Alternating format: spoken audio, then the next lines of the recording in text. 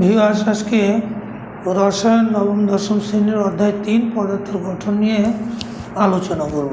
মৌলিক পদার্থ বা মৌল কি? তাহলে যে পদার্থকে ভাঙলে বা রাসায়নিকভাবে বিশ্লেষণ করলে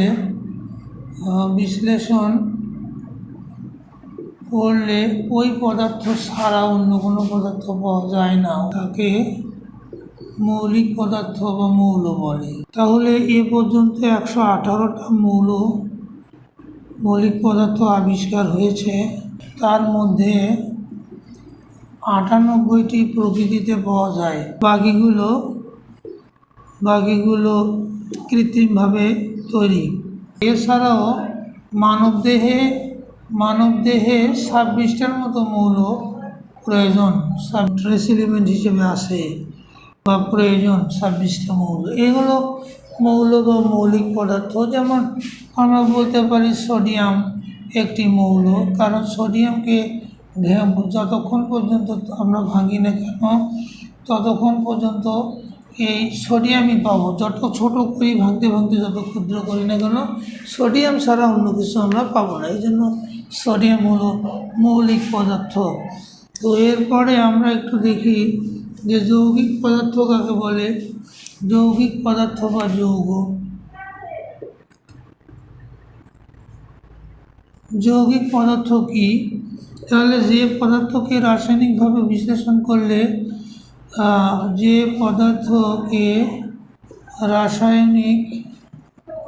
রাসায়নিকভাবে বিশ্লেষণ করলে একাধিক মৌলিক পদার্থ পাওয়া যায়, তাকে যৌগিক পদার্থ বা যৌগ বলে। যৌগিক পদার্থ বলে যেমন পানিকে ভাঙলে বা রাসায়নিকভাবে বিশ্লেষণ করলে কি হয়? হাইড্রোজেন ও অক্সিজেন নামক মৌলিক পদার্থ পাওয়া যায়। হাইড্রোজেন ও অক্সিজেন নামক মৌল বা মৌলিক পদার্থ পাওয়া যায়। এই জন্য পানি একটা যৌগিক পদার্থ। সালফিউরিক অ্যাসিড একটা যৌগিক পদার্থ, কারণ ওকে ভাঙলে একাধিক মৌলিক পদার্থ আমরা পেয়ে যাই। পরমাণু কি? মৌলিক পদার্থের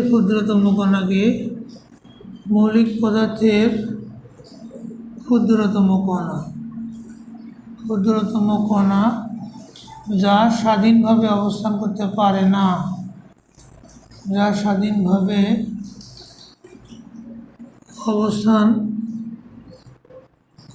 পারে না, তাকে পরমাণু বলে।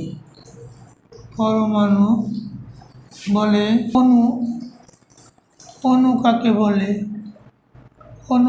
বলে?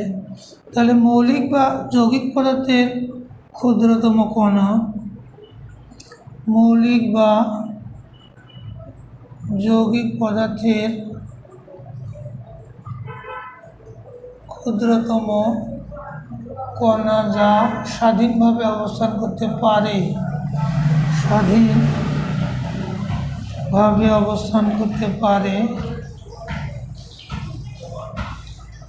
তাকে অণু বলে। যেমন হাইড্রোজেনের অণু, পানির অণু, তারপর সালফিউরিক অ্যাসিড অণু, এগুলো একটা করে একটা অণু। অণু ও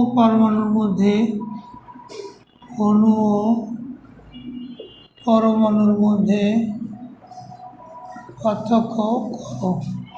তাহলে এইরকম করে যদি আমরা একটু পার্থক্যটা দেখাই, এরকম করে যে এখানে পরমাণু, এখানে অণু। তাহলে 1 নম্বর আমরা বলবো যে মৌলিক পদার্থের ক্ষুদ্রতম কণা। মৌলিক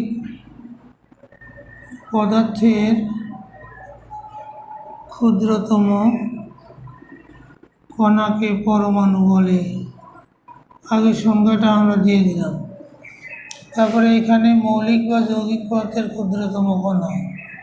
মৌলিক বা যৌগিক পদার্থের ক্ষুদ্রতম কণাকে অণু বলে। 2 নম্বর, পরমাণু স্বাধীনভাবে থাকতে পারে না, স্বাধীনভাবে থাকতে পারে না, আক্রান্ত হয় অন্যের দ্বারা। কিন্তু অণু স্বাধীনভাবে অবস্থান করতে পারে, স্বাধীনভাবে অবস্থান করতে পারে। পরমাণু আবার সরাসরি রাসায়নিক বিক্রিয়ায় অংশগ্রহণ করে, সরাসরি রাসায়নিক বিক্রিয়ায় অংশ নেয়। আর অণু পরমাণুতে না ভেঙে, অণু পরমাণুতে না ভেঙে রাসায়নিক বিক্রিয়ায়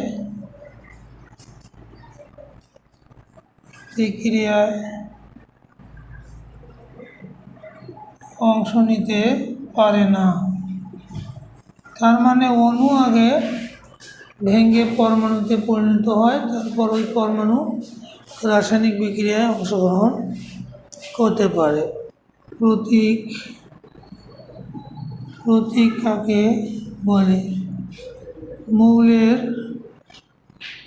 মৌলের ইংরেজি বা ল্যাটিন নামের প্রথম ল্যাটিন নামের এক বা একাধিক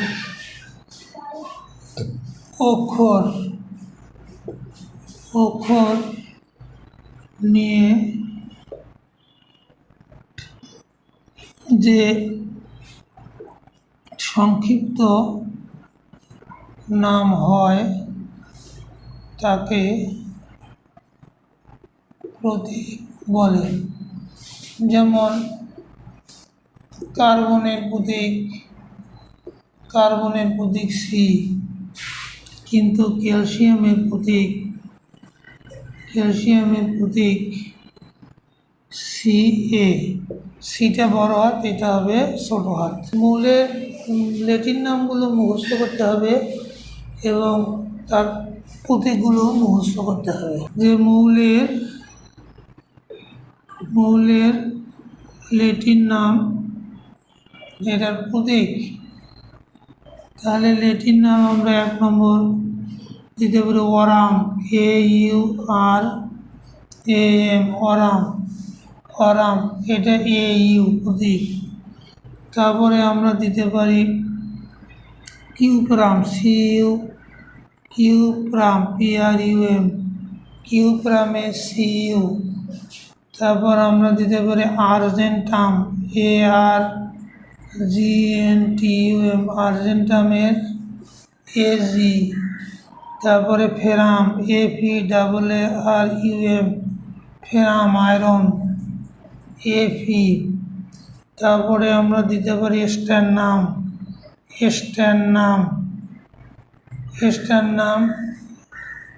SN। তারপরে আমরা দিতে পারি অ্যান্টিমনি, স্টিবিয়াম আমরা দিতে পারি SB। তারপরে আমরা দিতে পারি ট্যাংস্টেন, উলফ্রাম, WOLFRAM, উলফ্রাম, এটা ট্যাংস্টেন, উলফ্রাম, W। এরকম করে aurum, cuprum, argentum, ferrum, stannum, stibium, wolfram. মার্কারির হাইড্রিয়ার, জাইরাম,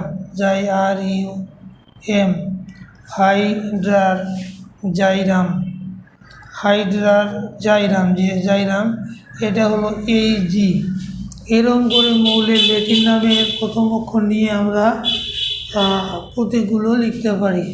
তাহলে এটা আসলে গোল্ড গোল্ড বা স্বর্ণ, এটা কপার, এসজি সিলভার, এটা সিলভার, এটা আয়রন, এটা টিন, এটা অ্যান্টিমনি,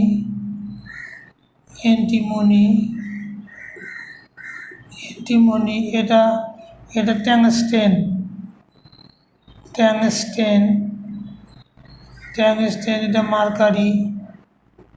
এটা মার্কারি। এগুলো হলো মোটামুটিভাবে লেটিন নাম। আজ এ পর্যন্তই।